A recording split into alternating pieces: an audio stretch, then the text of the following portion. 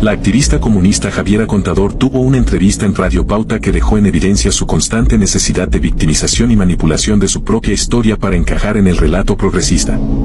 En una conversación complaciente con un periodista que, en lugar de hacer preguntas incisivas, actuó más como un aliado ideológico, Contador intentó pintar una historia de dificultades que simplemente no corresponde con la realidad de su acomodada infancia. Nacida en Vitacura y proveniente de una familia con un alto nivel económico, ella misma relató que su abuelo, piloto de profesión y con ingresos muy por encima del promedio, supuestamente tuvo que exiliarse en Libia debido al pronunciamiento militar, cuando en realidad se fue por una oportunidad laboral. Pese a haber crecido en un entorno de privilegio y haber estudiado en colegios de élite, Contador insistió en presentarse como una víctima del contexto político de la época, asegurando que su colegio funcionaba como un refugio para niños afectados por la situación, una afirmación que carece de sustento cuando se considera que su entorno estaba completamente alejado de las verdaderas dificultades que enfrentaban los sectores más vulnerables del país. Para reforzar su narrativa, se refirió al pronunciamiento militar como un golpe, victimizándose y victimizando a los comunistas que destruyeron Chile en esa época,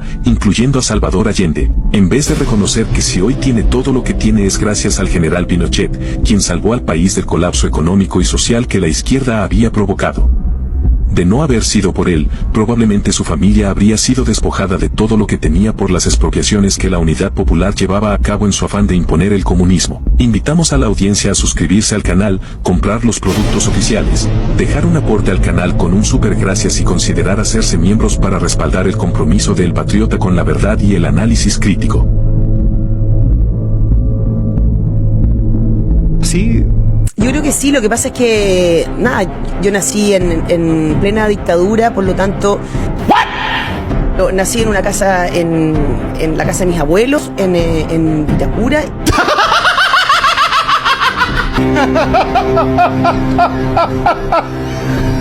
Ojo cuando uno trata de, tú estás mal, tú estás equivocado, tú no eres flojo, tú no quieres, ¿ah? Si tú no, el que no trabaja porque no quiere, el que no, todos esos discursos tan totalitarios me parece que Shut the fuck up. Yeah. Contador Valenzuela, muchas gracias por estar presente acá en Para Ayer. Hola, Seda, feliz de estar acá. Muchas gracias por la invitación. Oye, debo decir que me costó ver por dónde enfocar la conversación. ¿Por qué? Yo te voy a decir por qué. Porque me puse a revisar tu pasado, ¿ya? Y me doy cuenta que trabajaste en una teleserie, ¿ya? Que estuviste en el Festival de Viña, que has actuado en distintas obras de teatro, que estuviste en un matinal. Finalmente, por eso decía, una mujer súper multifacética. Entonces, sí. Desde todas esas perspectivas, ¿por dónde comenzar? No es tan fácil. No, y ahí te faltan cosas. No, pues es que también me gusta soy productora, tengo una productora, he dirigido, he hecho harta radio, me gusta mucho, sí, me encanta hice programas de viajes, estuve viajando harto, soy una viajera empedernida y sí, encuentro que la vida diversificada se hace más entretenida para personas que tienen problemas con la rutina y con las cosas demasiado reguladas. Rutinarias. Sí, a mí tengo una alma como una cosa media hiperkinética desde chica, no tratada con Ritalin, que hasta el día de hoy se manifiesta en tratar de hacer muchas cosas, y me gusta eso. Bueno, entonces partamos por donde todo comenzó. ¿Dónde naciste, Javiera? ¿Cómo era el hogar, el barrio? ¿Qué recuerdos tienes de ese lugar? Mi mamá me tuvo a mí muy joven, a los 18, y vivimos, yo lo que te voy a contar ahora no me acuerdo, pero nací en una casa, en la casa de mis abuelos, en Vitacura, y de ahí mis abuelos se fueron a vivir a Libia, porque mi abuelo era piloto. Libia. Sí, de la en Chile. Y para el golpe se tuvo que ir, entonces se fueron, le salió una posibilidad de trabajo en Libia. Y como mis tíos eran chicos, entonces mi abuela se fue con todo y mi mamá se fue conmigo de un año y medio. No, con mi papá se separaron cuando yo era guagua. Y estuve en Libia, pero no tengo recuerdos de eso, no los tengo. Tengo las fotos, pero después mi mamá volvió conmigo porque encontró que para criar Libia era complejo, para criar a una niña, a una mujer, entonces volvió. Y de ahí nos fuimos a vivir En resumen, mi mamá se volvió a emparejar con quien fue mi papá mucho tiempo, papá de mis hermanos, y nos fuimos a La Rayán. Y de esa casa sí ya tengo, porque ahí vivimos un ratito. Era una cabañita de, 2 dormitorios cabañita como Hansel y Gretel, pero en el Rayán.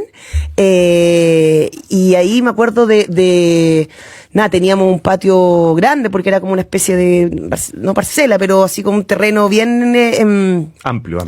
sí, pero además como con árboles sin cortar, digamos como esto, con medio selvático en versión bosque, ¿no? Bosque de La Rayán. Y tengo ese recuerdo de haber jugado mucho sola hasta que nació mi hermano. Y después ahí siempre te dicen, ay, con tu hermano vaya a jugar, y después uno se agarra con el hermano toda la vida, hasta que uno se empieza a adorar después. Yo peleé mucho con mi hermano. Sí, sí. Yo tengo un par de mellizos. No de hermanos, sino que de hijos. Así que veo ahí la relación entre ellos. Sí, el amor al odio es muy rápido. Pero nada, claro, después llegando tus hermanos ya me puedo entretener con mis hermanos. Pero hasta antes de eso, claro, jugué harto sola. En una casita muy chiquitita. Tenía chimenea, me acuerdo, cuando se podía. Oye, y en algunas entrevistas que ahí estuvimos inspeccionando, haciendo arqueología, hay contado un poco la experiencia que tuviste en tu experiencia como educacional, finalmente, en el colegio. Estaba ahí en el latinoamericano, si no me equivoco, ¿no? Sí. Entonces, que justamente fue algo que contabas en ciertas entrevistas que te motivó a esta búsqueda también más multifacética, como a esta libertad, de alguna manera. Entonces, ¿es un poco así? Yo creo que sí, lo que pasa es que, yo nací en plena dictadura, por lo tanto, el colegio se me transformó en un lugar bastante estable, pero además era un colegio que era bien alternativo, porque lo que querían había muchos, la mayoría de muchos alumnos y alumnas con temas con papás o presos políticos o exiliados. Entonces igual el colegio trataba de ser como una especie de lugar seguro para estos niños que estaban con situaciones familiares bien vulnerables por la realidad política. Por lo tanto, era un colegio donde el teatro era importante. Yo siempre lo he dicho, para mí la semilla del teatro la conocí en el colegio y la saqué ahí, la desarrollé ahí. Y por otro lado, mi mamá era súper joven, es súper joven, y mi papá no estaba, y a veces la situación era medio difícil familiar. Entonces nosotros nos fuimos cambiando mucho de casa. Yo viví en muchas casas. Te cuento esta casita que tuve en La Rayán, pero la verdad es que ahí vivimos, hasta que estuve en tercero básico, y de ahí ya me fue cambiando de casa casi una vez al año. Entonces, o sea, como que el colegio fue como tu matriz, así. Sí, entonces el lugar como que donde yo iba todos los días, como que esta rutina que hablamos, es el colegio. Y las casas, yo tengo alma taxista, o sea, yo te llego a cualquier parte muy rápido. Después tuve que volver a vivir con mis abuelos en Puente Alto, pero el colegio se transformó en un lugar yo lo pasé súper bien en el colegio, te diría como hasta tercero medio.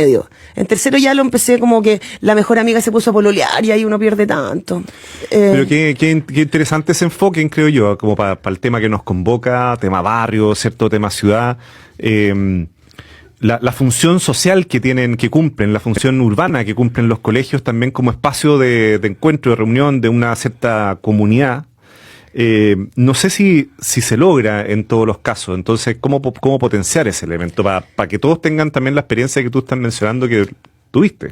O sea, yo creo que todas las historias son distintas y las realidades son distintas, y hay gente que atraviesa Santiago para ir a un colegio determinado y yo no sé, yo en nuestro caso, yo tengo 2 hijos de 10 y de 8, van a un colegio que queda a 1,5 cuadras, 2 cuadras de mi casa. Entonces, eso fue también como, yo creo que en rigor, mi abuelo siempre decía eso, como los niños dirían al colegio que les queda en la esquina de la casa, porque es que eso sería lo ideal. Claro. Es que la calidad de vida, de no tener que atravesar o andar, no sé, yo estaba en el Latino que quedaba en Los Leones con el Vergel, y vivía en Puente Alto en una época. Y entonces de repente tenía 3 horas libres, como entre medio de un taller, no sé, de básquetbol, y no me podía ir a la casa. Entonces tenía que quedarme en la calle, o en la casa de alguna amiga, ¿cachai? Dando vuelta, porque entre la 1:30 que me tomaba volver a la casa, claro, ya no me da. Entonces, en esta ocasión, yo como tengo esa experiencia, y al final me iba para tomar la micro vacía, porque en la tarde a Puente Alto era tan lleno, que me iba a la escuela militar, porque ahí partía la micro. Entonces ahí teníais la posibilidad de conseguir un asiento, y como, entonces era mejor pegarse ese pique del colegio a la escuela militar para poder porque si no, y mandarse las 2 horas, pero listo, sentá. Entonces dije, no, calidad de vida, y coincidió como encontramos un colegio muy cerca de la casa, colegio que además me gusta y todo, pero claro, ojalá la educación alguna vez llegara a un nivel que bueno, mi marido, mi pareja, el papá de mis hijos es argentino, por lo tanto para él porque cuando yo empezamos con el tema de los colegios, y así como, no, me decía, pero me dámoslo a cualquiera, le dije que no, pues en Chile no es así, pues. Claro, que eso en otras culturas es distinto, en otros países. Lo que me diga el colegio que está en el barrio, o sea. En Argentina no es tema, porque además la diferencia entre la educación particular y la educación pública son, por ejemplo, un poco más de inglés, pero no es sustancial para el desarrollo de tu vida, porque finalmente en la universidad, la hija grande de mi pareja, que vive en Argentina, tiene 18, quiere postular a medicina, y entonces lo que hace Argentina dice, ok, como hace un curso como de nivelación, porque como todos vienen de distintos lados, para que todos entren en igualdad de condiciones, a dar esa primera prueba de selección. Entonces tenéis un año donde van y después entran 600, Diego me dijo, yo estudié y era el número 304 y es de atrás, y va siendo como, pero todos parten como desde la misma base. Y en la educación, entonces para él era muy raro esto de que, y muchos temas de colegio, porque pasa en un sector. ¿En qué colegio estuviste? Empiezan todas esas cosas típicas de Chile. Sí. Que para otra gente es súper raro que alguien le pregunte a otra persona como, ¿tú en qué colegio estuviste? Y que eso te arme un puzzle como de la persona, como que tú como entonces en Argentina diciendo tú no preguntas, dijo, o sea, a no ser que seáis del mismo barrio, porque te puede haber tocado que jugáis en la claro, cancha. Es el barrio lo que te define ahí. El barrio, ¿cachai? Sí. Pero no jamás como el colegio, así como da lo mismo. Y el impacto que eso tiene en la vida más urbana, o sea, de la ciudad, por lo que tú estabas contando, efectivamente a las 7:30 de la mañana una locura, en todos los lugares una locura, ahora, ciertamente en todos en distintos países cuando empieza la jornada laboral, pero acá son traslados muy largos, desde un lado para otro, yendo a dejar el colegio, después en el fondo a las oficinas, sean en transporte público, sea, digamos, en auto. Entonces, efectivamente, tiene un impacto muy fuerte en la calidad de vida urbana. Claro, pasáis muchas horas trasladándote. Claro. Oye, y ahí en el colegio fue donde se te abre el mundo de la actuación, que un poco define desde el punto de vista más profesional, ¿cierto? Lo que te ha tocado. Sí, o sea, yo creo que lo tenía el bichito, porque como que cuando salió la posibilidad, me acuerdo hacer el taller de teatro con uno a quien yo lo quiero mucho, Mario Gatica, que era súper loco. Entonces dijo, no, vamos a hacer una obra improvisada, pero envasada, porque hablábamos, sí, en cosas entretenidas, y participamos en unos talleres y competimos en un festival de teatro escolar. Con una obra improvisada, así como. Sí, o sea, se improvisa, pero es a partir de la improvisación, pero luego va quedando una obra como que siempre es la misma, digamos, pero esa creación es una creación colectiva en base a improvisación. Y se llama Como un día sentado en la cuneta me puse a pensar, largo el título. Y el título también fue improvisado. El título se le ocurrió a él, y estaba feliz con su título y todos como, ya, bueno, ya, sí, ya, vamos. Y me acuerdo que para mí esto de hay colegios que tenían hay colegios que tienen escenarios súper ricos, como el de Latino era discreto. Entonces me acuerdo de ido de partida el escenario del Latino era como así al aire libre. El de colegio, algunos que tenían luces, y era mucho más la sensación de estar como en un verdadero teatro. Y para mí encontré que esto era demasiado entretenido, demasiado alucinante, y me empezó a gustar mucho. Y como partí más con una cosa media lúdica, y para mí el actuar tiene que ver con eso. El actuar es un juego constante. O sea, no porque uno no haga dramas y cosas y uno sufra y llore y todo, pero está dentro como de un juego en serio. Y yo creo que eso es vital. Como todo lo que tiene que ver con no perder la capacidad de juego, la capacidad de asombro en todo, en la vida, es demasiado importante. Y a mí el teatro me ha dado eso, la actuación en general, en todas sus ramas, en todos sus géneros. Qué interesante esto además que tú contabas que pasaste de una casa en otra, ¿cierto? De un barrio en otro. Y que hoy día partimos la entrevista y esta conversa con la idea de esta mujer multifacética que te ha tocado estar ¿cierto? Saltando de un lugar en otro en búsqueda de cosas, ¿cierto? En búsqueda de distintas experiencias a partir de esa profesión, de lo multifacética. De todos los trabajos y roles que te ha tocado interpretar o hacer, o roles como la misma producción, ¿dónde has visto que, por decirlo así, tiene una mayor responsabilidad desde el punto de vista de impacto a nivel más social, los que te ha tocado? Yo creo que es difícil la pregunta por todo lo que hay pasado, todos tienen algo, pero ¿dónde hay dicho, mira, aquí me metí un poquito en en las entrañas de la ciudadanía, sí. Lo que pasa es que yo creo que lo más directo es, por ejemplo, yo hice matinales 5 años y creo que el matinal ahora varía un poco después de la pandemia como una cosa más política y como Claro. de debate y todo, pero ahí me tocó ir a hacer, de verdad, construir techos para Chile, y ir en persona y hacer la casa, porque yo para eso soy como aperrada o me tocó ir a entregar en algún momento una escuela que se había caído por una nevazón en el sur, y ir para allá, llegar con los camiones. Entonces tiene un impacto mediático mucho más fuerte y la gente lo relaciona y es mucho más esa masividad o la masividad que tiene la tele abierta, eso es muy rápido. Entonces, claro, en términos como de, concretamente cuando me decís como algo que uno hace, por ejemplo, que pasa hoy día en los matinales, que si de verdad llega alguien con un problema no se lo puede solucionar en el segundo. O sea, uno contacta a un empresario determinado con una persona determinada y eso lo hace la televisión. Ahora creo que responsabilidad social hay en todo, Totalmente. en vivir. ¿No?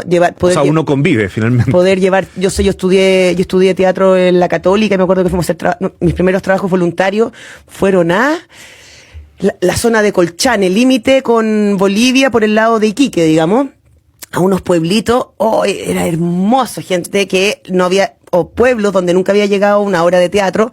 No es que la nuestra fuera muy buena, estábamos en primer, segundo año de universidad, pero teníamos que poner velas porque no había luces en el pueblo sin luces de noche, entonces poníamos velas en la plaza que con el viento se cortaban, y esa experiencia de llegar a la gente con esto, con nosotros, con nuestros pintándonos, oye, para mí era como demasiado, era hermoso. Pero también me tocó después hacer las rutas con Ricardo Astorga y, no sé, ser la primera mujer blanca que 2 grupos humanos ven y que te toquen el pelo como que fuera realmente llegaran los marcianos y que te toquen la piel y como que, y ese contacto. Y a mí me abrió mucho. Creo que lo que más me ha abierto a mí la casa también es la posibilidad como de viajar, de entender que la visión que tiene uno del mundo es una visión súper sesgada según tu historia, tu contexto, pero que hay muchas más visiones. Hay muchas más formas de vivir. Hay mucho, o sea, y eso, entender eso, hace que uno sea una persona, siento yo, mucho más tolerante, mucho más dispuesto a conectar con el otro desde lo que el otro es y no desde donde yo quiero que sea, ¿no? Que en Chile pasa mucho eso, que estamos tratando de convencernos de que yo tengo razón. O sea, hay tan poca capacidad de escuchar al otro que en el fondo es como te convenzo de que yo tengo razón y tú estás equivocado. No podemos pensar distinto, tú estás equivocado. Y eso es súper agotador también. ¿Y por qué nos pasa eso? ¿Por qué te he preguntado por qué en Chile pasa eso? Porque yo creo que igual tenemos, bueno, además de la deuda histórica concreta de la educación, yo creo que pasa por un tema de educación. Nos educamos en un sistema muy competitivo, que finalmente, que es como un poco sálvate solo, y por eso quizás es importante cuando la gente hace deporte, porque hay mucho deporte en equipo que de verdad uno dice, esto tiene como, acá uno aprende otras cosas, pero en general no nos hemos, porque nos tocó así, pero yo siento que uno puede cambiar un poco ese modelo de como de individualidad, ¿no? Que a nuestros abuelos, nuestros papás fue como trabajo para mi familia, lo que le pase al de al lado no me importa mucho porque estoy concentrado en esto, porque así, y la gente se sacó la cresta para sacar adelante a su familia, y yo siento que no es que esté criticando eso, porque cada uno hace lo que puede con las herramientas que tiene, pero me parece que también llegó un momento en que uno no, y creo que por eso también se produjo el estallido, uno no, o sea, tenemos que entender que uno no puede seguir viviendo súper bien si la gente al lado lo está pasando realmente pésimo. Y no es que eso sea comunista como se malinterpreta, porque también es un tema de como, es como, tú comunista que viajáis. No quiere decir eso, quiere decir que a mí me encantaría que todo el mundo tuviera mucho más posibilidades. Y sobre todo en lo básico, ¿no? Como, o sea, que de verdad, de ahí, a mí no me molesta que haya millonarios, no, yo encuentro que está todo, pero encuentro que el desde tiene que ser mucho más parejo, o sea, educación, vivienda, salud, jubilación. Oye, y ahí en la experiencia de viajes que hay, que lo he recalcado harto, esta idea como de conocer otras realidades, ¿cierto? Darse cuenta que también uno ve un ángulo parcial de lo que es, cómo podría ser la vida en sociedad, la vida en comunidad. ¿Se te viene a la mente como alguna experiencia en esos viajes que tú dijeras cómo poder imitar eso acá en Chile, hacia dónde caminar? Por ejemplo, en esta idea en esta forma de vivir y de convivir, que tú hayas dicho, mira, me llama la atención esto y cómo lo podríamos traer para acá. Yo creo que no sé, porque tiene que ver también con los desarrollos como económicos de cada sociedad y de cada país y todo, pero sí creo que hay cosas que uno no piensa que no afectan, pero sí afectan, ¿eh? O sea, creo que, por ejemplo, el clima, o sea, yo siento que, no sé, uno va a Brasil y la gente es como más feliz y hay niveles de pobreza altísimos, Claro. pero sin embargo, la sensación, como que hay otro, pero también siento que ahí el clima tiene mucho que ver. Yo ahora estuve en Islandia y en Groenlandia y me tocó verano. Otro caso, el otro clima, digamos. Me tocó el verano, por lo tanto no había noche. O sea, oscurecía a la 1 de la mañana y amanecía a las 3 de la mañana. Entonces era 2 horas de noche. Y en el invierno ellos no tienen día. Y conocí a alguien latinoamericano que vivía ahí hace un rato, que estaba haciendo, no sé, como una pasantía, algo, y me decía, es que les cambia la personalidad. Son súper locos. Decía, porque en verano como, buena onda, cerveza, y todo, bueno, altos niveles de alcoholismo, muy solos allá, qué sé yo, pero me dijo, en invierno no te hablan, es como que fueran otras personas, porque la falta de luz, o el exceso de luz, o sea, el no Claro. tener luz día, luz noche, ya, todos esos son factores, pero sí me pasó que algo que a mí me cambió mi visión profundamente, me tocó estar en Sudán, con unas tribus que vivían, o sea, su día a día era como, ya, llevar la vaca, el poquito ganado que tenía, llevar a tomar agua al río, después devolverlo. En eso se echaban 8 horas porque 4 horas para el río, 4 horas de vuelta. Esa es como la base de la vida, ya. Y como había un nivel, bueno, Sudán, con los problemas, guerras civiles, entonces un campo muy cerca de ahí, a 1 hora, un campo de refugiados donde había mucha gente de esta tribu que estaban como refugiados ya con ropas, con poleras, y una de las críticas que se hacían como que no, que son súper flojos, entonces no hacen bien los trabajos domésticos, no hacen bien, no son buenos, los querían meter de mecánico, pero no entienden nada. Y eran tratar de occidentalizar a gente que su vida era llevar la vaca, tomar agua y volver para que hiciera el trabajo doméstico tuyo, y entonces eso no lo hacían bien porque nunca habían hecho eso. Su rollo era otro, era la vaca, la luna, las canciones, son tribus. Y llevados al mundo occidental así como a vivir la pobreza máxima, unos niveles de desnutrición horrible, unos campos refugiados, ¡ay, espantoso! Y toda una vida. Y entonces decían, pero nosotros los liberamos de esa vida que tenían. Y uno decía como, no sé, yo creo que estaban súper felices y vino a este mundo occidental a tratar de inculcarle nuestra forma de vivir y de insertarlos forzosamente a que tengan un trabajo que no sé si tienen ganas de tener, porque así se vive bien, ¿no? Esa cosa como tratar de imponer. Y yo en ese sentido creo que hay muchas formas a mí por lo menos eso me hizo un clic como para la vida, como decir, ojo cuando uno trata de, tú estás mal, tú estás equivocado, tú no eres flojo, tú no quieres, ¿ah? Si el que no trabaja porque no quiere, el que no, todos esos discursos tan totalitarios me parece que la gracia de la humanidad es la diversidad. Pero sí, me parece que tiene que, y ojalá todo el mundo, que sería hermoso, ¿no? Naciera en un lugar como seguro. Ciertos mínimos, claro. Sí, mínimos que tienen que ver no solamente con lo físico y lo concreto, como puede ser, por ejemplo, claro, nacer en un lugar, no sé, en una casa o en un lugar donde te puedas guarecer de la lluvia pero también en un lugar como de amor, creo que es importante, creo que cuando tú me dices qué nos pasó cuando hablamos de esta cosa como individualista, tiene que ver con eso, que se fomenta poco el ser amoroso con el otro ser humano. O sea, de hecho Chile tenemos unos problemas de salud mental gigantes y todavía mucha gente le da mucha vergüenza reconocer o decir, sí, necesito ir al psicólogo. Es mal visto, es como que no podéis solucionar tus problemas solo.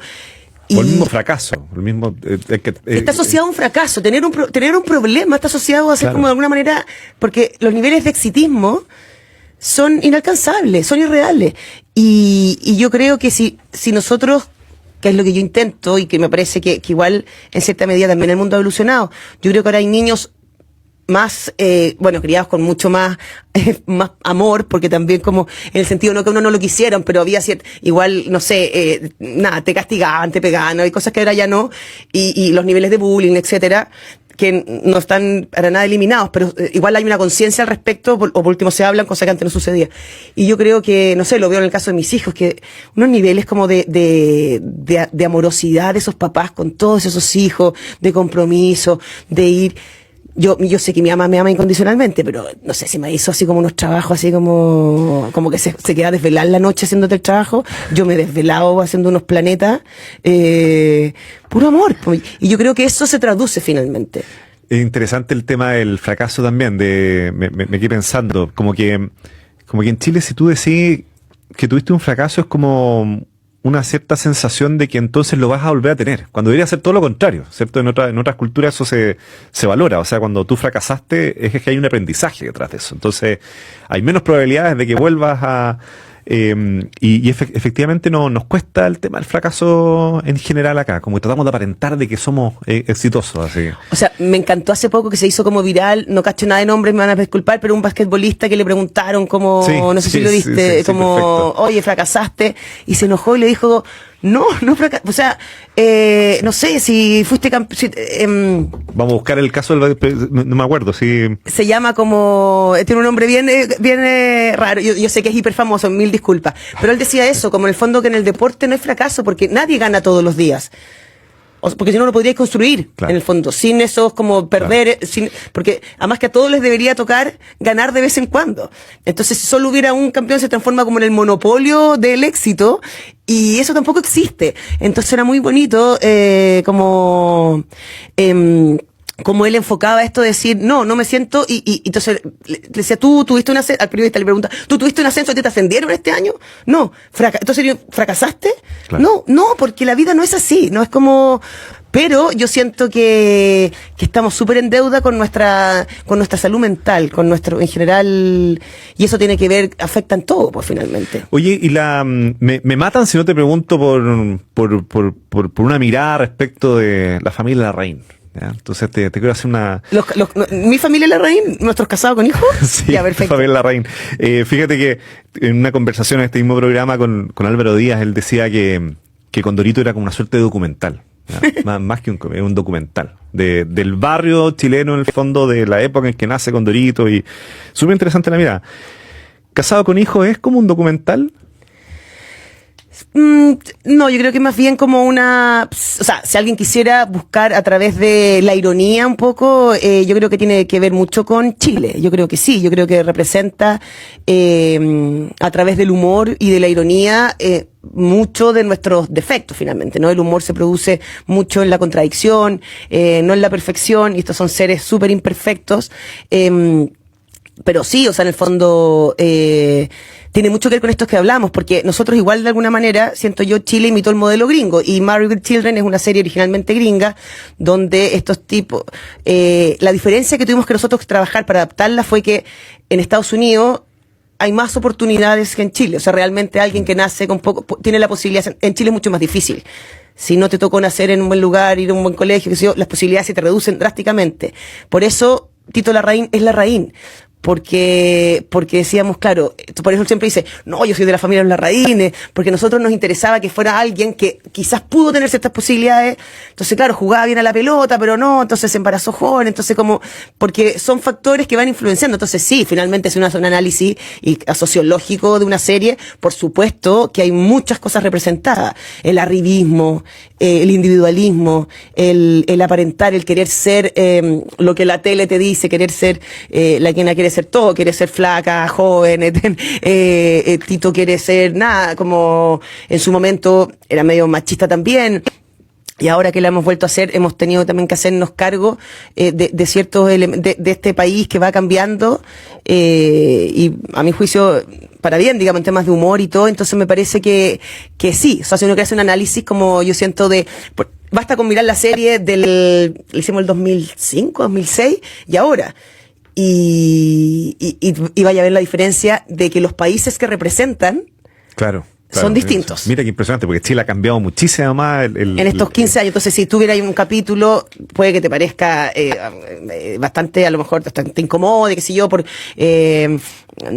temas de, no sé, de usar mujeres, o de alguna manera cosificar a la mujer, o de alguna manera, y es como cosas que nosotros ahora ni tampoco se nos ocurriría hacerlo, no nos parece gracioso, pero en esa adaptación de esta cosa media patética gringa a media patética chilena funcionó, y los personajes son bien representativos finalmente, porque esto pasa en todos los niveles sociales. O sea, hay quenas súper cuicas y hay quenas súper populares y son igual de quenas.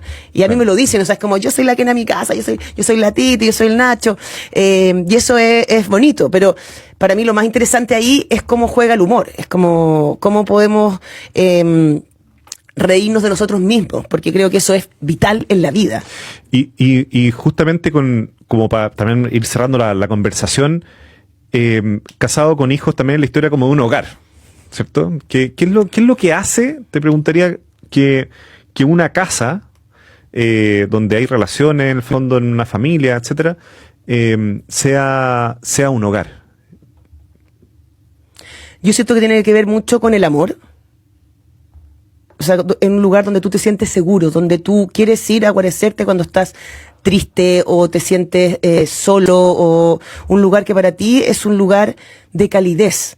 Yo creo que para mí el hogar está muy relacionado con eso, con el amor más profundo. O sea, un lugar que para ti es como, llegué. Como seguro, hay cierto confort, ¿cierto? Sí, totalmente. Y obviamente el amor es elemental, pero no basta. O sea, finalmente, si hablamos en términos concretos, si esa vivienda está ubicada en un lugar muy inseguro, tampoco se transforma en un lugar seguro. Entonces, son ciertos factores que hacen que, pero tiene que ver mucho con eso, con la seguridad, pero no en términos de que está ahí, tenéis la media alarma y está ahí súper, no, quiero decir que tiene que ver con un lugar que para ti es un lugar que te sientes bien, te sientes cómodo y seguro en términos emocionales, como donde quieres llegar.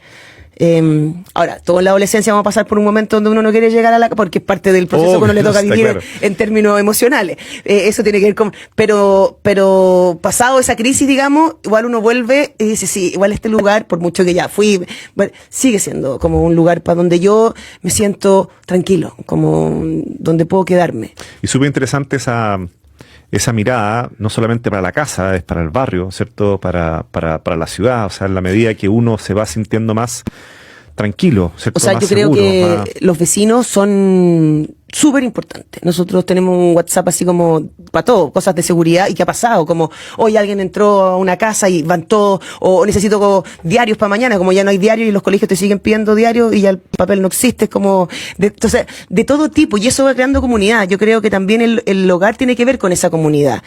Ahora, puedes decidir a vivirte, no sé, a un cerro, claro. En el sur y vivir solo, opción tuya, y está súper válido, por supuesto.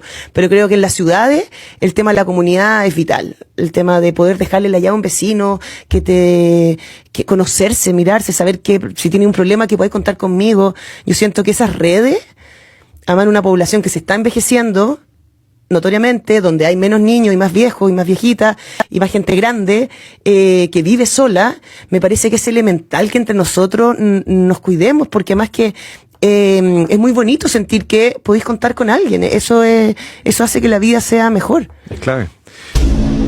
El relato de Contador siguió la clásica estrategia de la izquierda acomodada que pretende apelar a la justicia social sin renunciar a sus propios privilegios.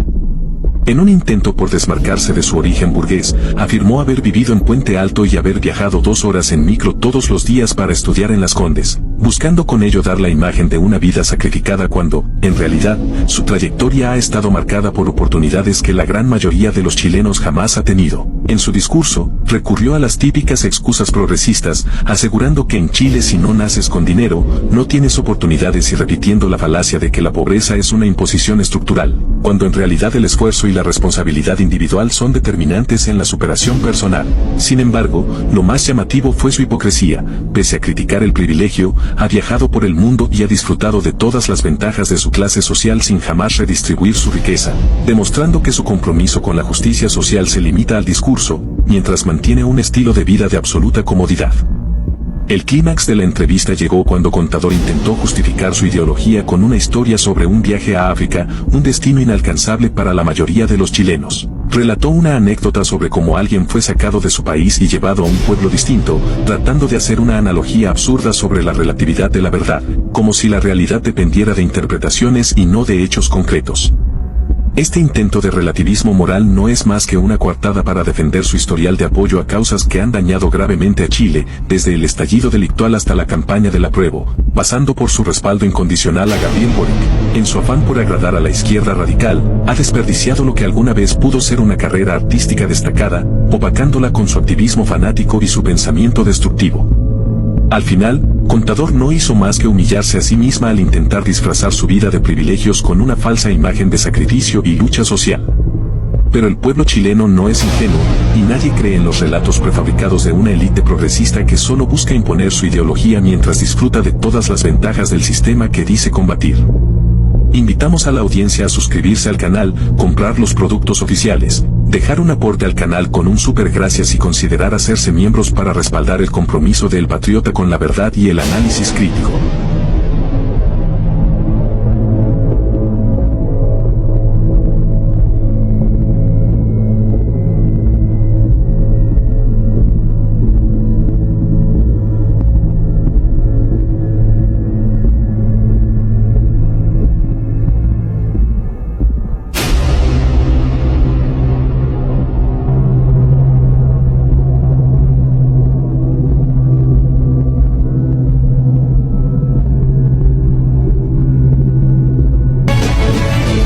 Si valoras la verdad y deseas mantenerte informado sobre el devenir político de Chile, te invitamos a suscribirte a El Patriota. No te pierdas ningún episodio. Activa las notificaciones para estar al tanto de cada análisis y debate. Juntos, construyamos un espacio comprometido con la reflexión y el patriotismo. Gracias por formar parte de nuestra comunidad.